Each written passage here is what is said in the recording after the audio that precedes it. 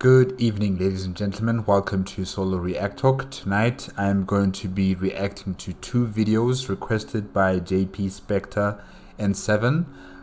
It's surrounding Elden Ring, the trailer as well as the opening cinematic. I've watched the trailer before, not the opening cinematic. I don't think I've watched that one.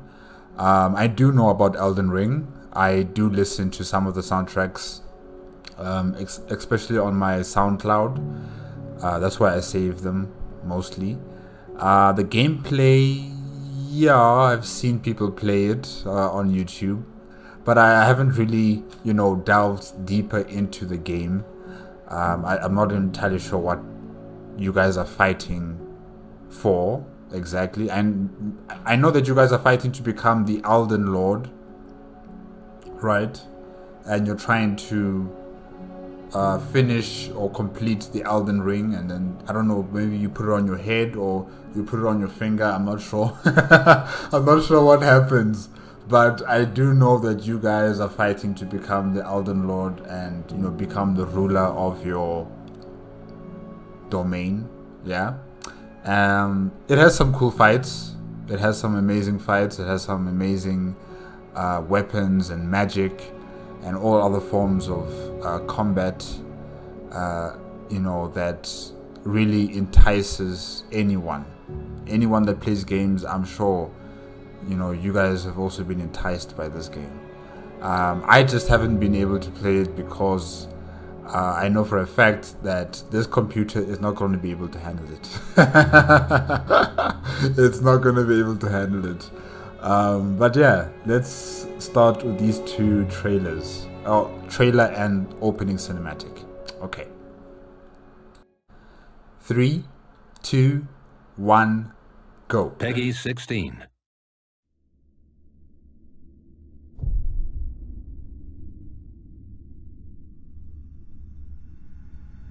It happened an age ago.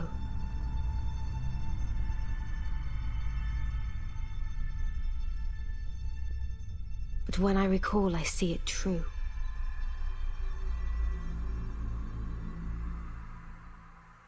On a night of wintry fog,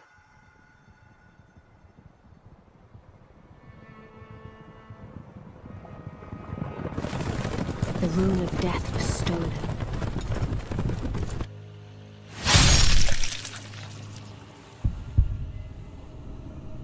And the demigods began to fall. Starting with Godwyn the Golden.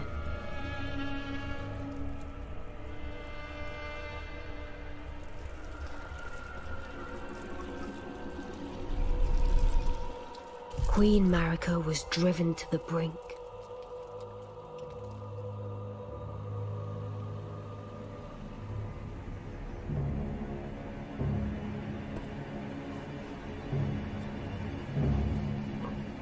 The shattering ensued, a war that wrought only darkness.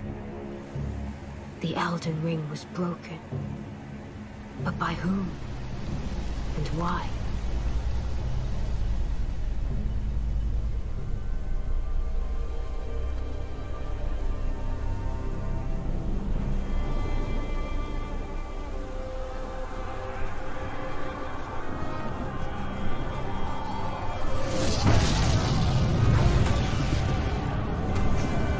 What could the demigods ever hope to win by warring?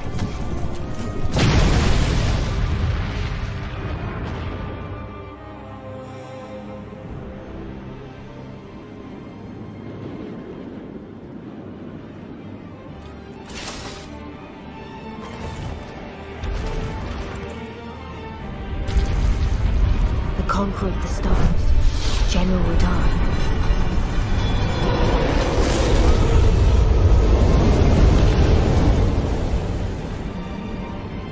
The blade of Mikkel and Melania the Seventh. These two were the mightiest to remain, and locked horns in combat.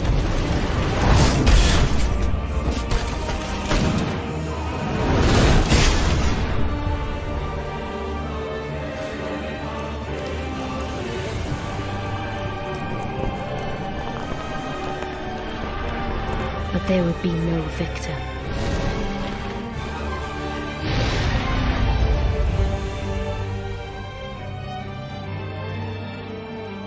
so we inhabit a fractured world, awaiting the arrival of the Elden Lord.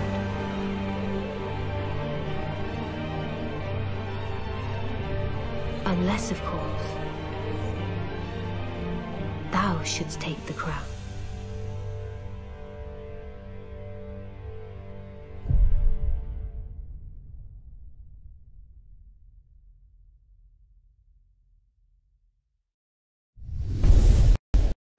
Okay, alright. Before we continue with the next one, which is the opening cinematic, yes, I just want to say I really do like Melania, the Blade of Miquella. Yeah, like I've seen so many fights on YouTube. You know, the what do they call them? I forgot what the videos are called again. But you know, people who fight against the Blade of Miquella, you know how frustrating it is for them.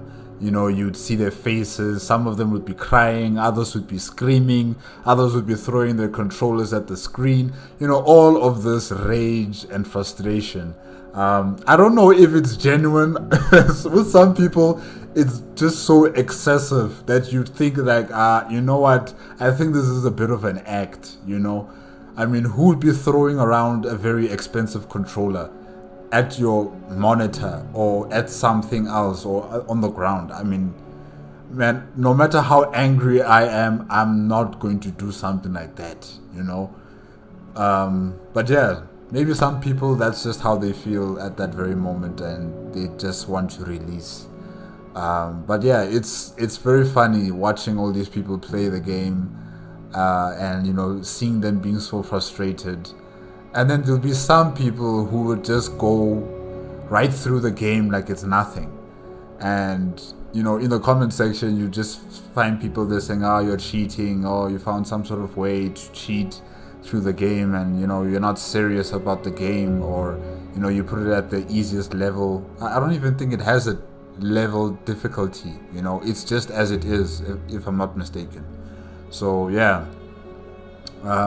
There's a lot of content on Elden Ring in terms of reaction videos and people, you know, becoming frustrated playing the game, and it really is enjoyable. This cinematic as well was beautiful. The music, especially with the Blade of Miquella's, you know, theme music, I really like it. I also have that on my SoundCloud, and yeah, I like listening to it. It's really good. Yeah, let's continue.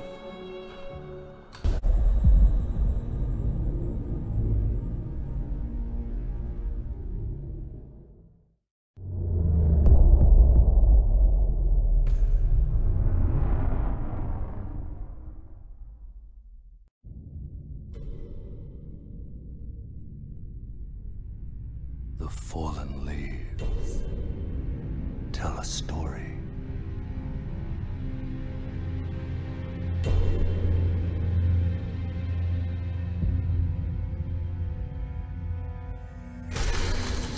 The great Elden Ring was shattered.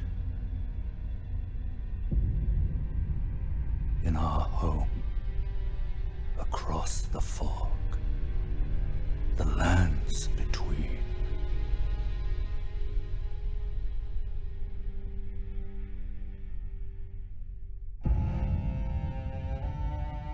Now, Queen Marika the Eternal is nowhere to be found. And in the night of the Black Knives, Godwyn the Golden was first to perish. Soon, Marika's offspring, demigods all, claimed the shards of the Elden Ring.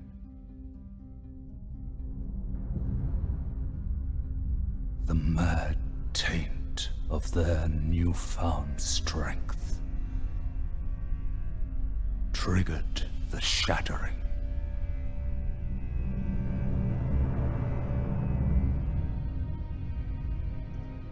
A war from which no lord arose. A war leading to abandonment by the greater will. Oh, rise now, ye tarnished, ye dead who yet live. The call of long-lost grace speaks to us all.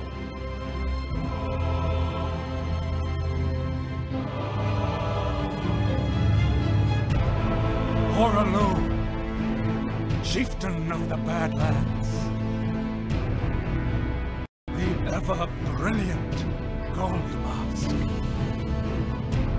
Fear, the deathbed companion,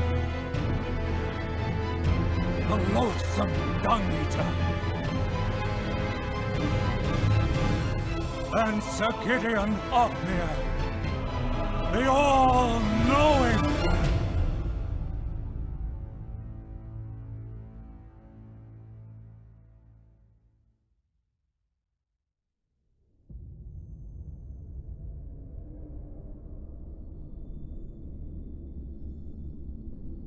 And one other, whom grace would again bless. A tarnished of no renown.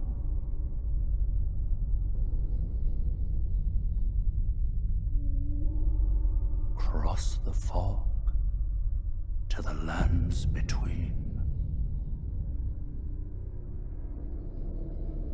To stand before the Elden Ring and become the Elden Lord.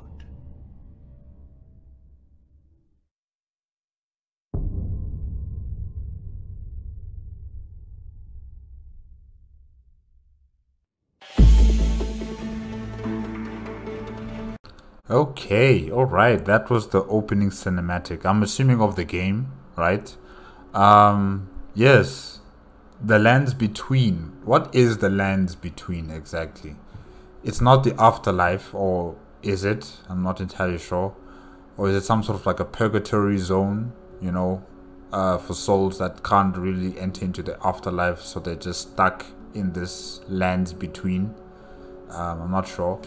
And yes, the demigods all vying for power after the shattering of the Elden Ring, all having their own little shards of the Elden Ring. Queen Marika is nowhere to be found. I wonder what happened. Why did she leave? And you know, why was Godwyn the first to die? What was so important about him? Was he the one who was holding, or who was in possession of the Elden Ring? And you know, when he died, that's when she left, or did she leave before he died? I'm not entirely sure about that. And yeah, I guess it's like there's a civil war happening in the lands between, and it's in a stalemate, and there's no one who can really, or should I say, none of the demigods really have the power to conquer the other demigods. And that's where you come in. That's where you come in as the player to, you know, shake things up, to carve out your own power, collect all the pieces of the Elden Ring, and I don't know who reforges it back into what it used to be. I'm not sure who does that, but yeah, you know, once that's done, you become the Elden Lord after you've defeated all adversaries against you. And after that, I'm not entirely sure what happens to you, you know. Are you able to remake the lands between into something else? Because, you know, when I saw the landscape of this game, right, it is beautiful. It is very otherworldly looking, magical, but it is looking like it's dilapidated or destroyed, mainly due to the civil war that's been occurring. So I'm just wondering what happens to that land. Is there a way to repair it? Will you be repairing it? Or maybe that part of the story doesn't exist. Like, as soon as you sit on that chair and you are the Elden Lord, game over. I don't know. Maybe it's just like that. Maybe it's just game over after that. But yeah, I think I do need to invest in this. I'm not sure when though. Like, there's a lot of things to do, but you know, if JP Spectre N7 you know, has any other videos based on Elden Ring, I will look into it. Probably on Wednesday. Yeah, JP, on Wednesday I will be making up a slot for reactions to Elden Ring. And yeah, guys, I guess that's it for tonight. Thank you to JP Spectre N7, that's a cool name. Spectre N7 for giving me these videos to react to. And guys, remember, if you want to check out the original videos, the links are going to be in the description below, or the playlist is going to be in the description below. If you like my reaction, please give me a like, comment, and subscribe to my channel. Click on the notification bell if you want to be up to date with my latest videos. And I guess I'll see you guys next time. Okay? Good night.